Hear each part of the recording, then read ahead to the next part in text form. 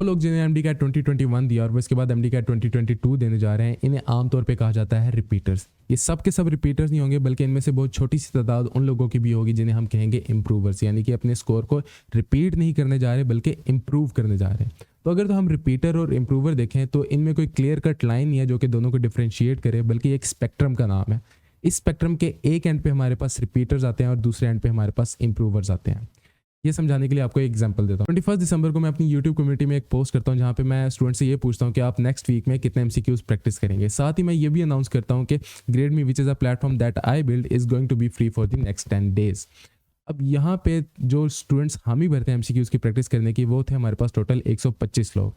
क्योंकि मैंने इस पोस्ट में अपना साइन अप लिंक दिया हुआ था, तो मैं उन लोगों को ट्रैक कर सकता था जो कि इस लिंक के थ्रू प्लेटफॉर्म पर आ रहे हैं। तो हमारे पास टोटल 125 वो लोग थे जिन्होंने हामी भरी कि वो MCQs की प्रैक्टिस करेंगे, लेकिन दर हकीकत इनमें से उस लिंक पे क्लिक करने वाले सिर्फ 83 ही वो लोग थे। और इन 83 के 83 ने अकाउंट साइन अप नहीं किया, बल्कि इनमें से जो इन्होंने अकाउंट साइन अप किया वो थे हमारे पास टोटल 40 लोग।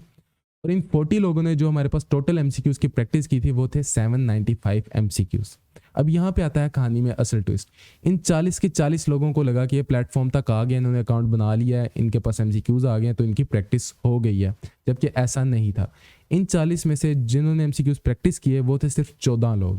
और अगर मैं इन 14 लोगों का भी आपको ब्रेक डाउन दूँ तो इन 14 में से 11 वो लोग थे जिन्होंने अप टू 50 MCQ सॉल्व किए, और वो लोग जिन्होंने 50 से ज़्यादा और 100 से कम MCQ सॉल्व किए वो थे सिर्फ 2। तो इन 13 लोगों ने जो कुल मिला के MCQs की प्रैक्टिस की थी वो थे 368 MCQs। लेकिन मैंने तो आपको ओरिजिनली बताया कि टोटल 795 MCQs की प्रैक्टिस हुई है। और यहाँ पे हमें मिलता है हमारा आउटलायर।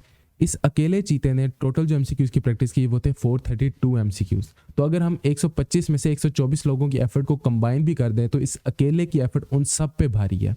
और इस स्टूडेंट का नाम था शुएब। और शुएब यहीं पे नहीं रुकता, बल्कि ये बहुत जल्द हमारे प्लेटफॉर्म पे ओवरऑल रैंक 2 करता है। बायोलॉजी में इसका रैंक 2 होता है और केमिस्ट्री में इसका रैंक अप टू 3 आ जाता है। तो यहाँ पे हमें क्लियरली पता चल गया कि इम्प्रूवर कौन है और रिपीटर्स कौन है। और हमें यह भी पता चल गया कि रिपीटर्स की तादाद बहुत ज़्यादा और इम्प्रूवर्स इनमें से बहुत चीदा हैं, जो कि अभी से एज अ आउटलायर इनसे बहुत ज़्यादा आगे निकल चुके हैं। रिपीटर्स एक और काम कर रहे हैं, वो क्या कर रहे हैं, जैसे कि हमें इस एग्जांपल में मिलता है कि वो MCQs को स्टैक कर रहे हैं।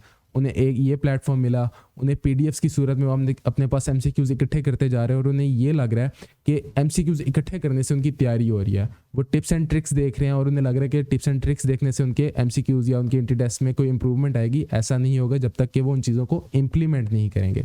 और ये सारी चीज़ें आती हैं प्रोक्रेस्टिनेशन में। बेसिकली जो रिपीटर्स हैं वो प्रोक्रेस्टिनेशन प्रोसेस में अभी तक घिरे हुए हैं, जबकि इम्प्रूवर्स जो हैं वो उस चीज़ को इम्प्लीमेंट कर रहे हैं। They are starting taking actions. A goal without a plan is just a wish. यहाँ पे मैं प्लान के साथ एक और चीज़ ऐड करूँगा जिसे मैं कहूँगा effort. And everyone can have a wish.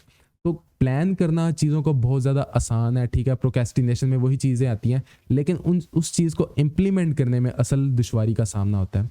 और इसी चीज़ को ब्रेक थ्रू करके आप रिपीटर से एक इम्प्रूवर बन सकते हैं। इम्प्रूवर्स एक और चीज़ यहाँ पे कर रहे हैं, वो ये कर रहे हैं कि वो अपने वीक एरियाज़ को हाईलाइट कर रहे हैं। वो अब देख रहे हैं कि उनके कौन से चैप्टर्स वीक हैं, वो उन चैप्टर्स को एक्स्ट्रा एफर्ट पुट कर रहे हैं। और साथ ही साथ इम्प्रूवर्स जब भी MCQs की प्रैक्टिस कर रहे हैं तो वो अन्यवा प्रैक्टिस नहीं कर रहे, वो अपने गलत MCQs को हाईलाइट कर रहे हैं और वो देख रहे हैं कि इस MCQ को उन्होंने गलत क्यों किया। वो उसके ये नहीं कर रहे कि इसका ये ऑप्शन मैंने गलत अटैम्प्ट किया था, ये ठीक था, बस हो गया। वो अपने आप को एनालाइज कर रहे हैं कि ऐसी क्या वजह थी कि मैं इसके ठीक आंसर तक क्यों नहीं पहुंच सका, और वो उस माइंडसेट को, उस चीज़ को फिक्स कर रहे हैं। तो अगर तो आप भी यही गलतियां कर रहे हैं कि आप चीज़ों को स्टैक कर रहे हैं और चीज़ों को इम्प्लीमेंट नहीं कर रहे, तो ऐसा ना करें। जितनी जल्दी चीज़ों को इम्प्लीमेंट कर सकते हैं उतनी जल्दी चीज़ों को इम्प्लीमेंट करें और अपने आप को एनालाइज करें कि आप की क्या गलतियां थी जो कि MD कैट 2021 में हुई, ताकि वो रिपीट ना हो MD कैट 22 में। और उन चीज़ों पे काम करने से वो चीज़ें इंप्रूव होंगी, ना कि प्रोक्रेस्टिनेशन करने में या चीज़ों को स्टैक करने में। तो कोशिश करें कि जल्द से जल्द प्रैक्टिस करें। प्रैक्टिस के लिए लाजिम नहीं है कि आप ग्रेड मी पे जाएं, किसी भी अच्छी टेक्स्ट बुक से प्रैक्टिस कर सकते हैं, कहीं से भी, जहाँ से भी आपको रिसोर्स मिल रहा है। जहाँ पे आपकी गलतियाँ, आप MCQ सॉल्व कर रहे हैं तो ज़्यादा MCQs गलत हो रहे हैं, तो इसका मतलब है वो एक अच्छा रिसोर्स है। तो आप उससे ज़्यादा से ज़्यादा प्रैक्टिस करें और अपने आप को मज़ीद पॉलिश करें।